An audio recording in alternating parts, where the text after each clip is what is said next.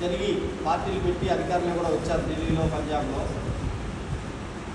కానీ బీజేపీ నరేంద్ర మోడీ నాయకత్వంలో 2014 నుంచి ఈ 12 సంవత్సరాల్లో హ్యాండ్రిక్ ప్రభుత్వం నడుస్తూ ఉంది.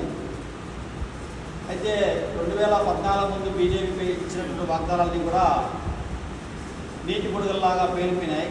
ఏది అమలు జరగల. 2019 తర్వాత బీజేపీ ఇచ్చినటువంటి హామీలు కూడా ఓటుకు మంది తేలిపోయినాయి.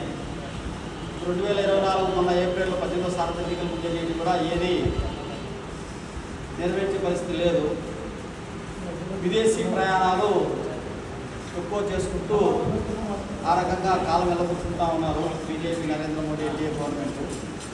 అయితే ఇక్కడ మనం గమనించాల్సింది ఏంటంటే బీజేపీ వ్యక్తిగతంగా బలహీనపడతా ఉంది, ఓట్లు సీట్లు తగ్గుతూ ఉన్నాయి, కానీ ఎన్డీఏగా బలపడతా ఉంది.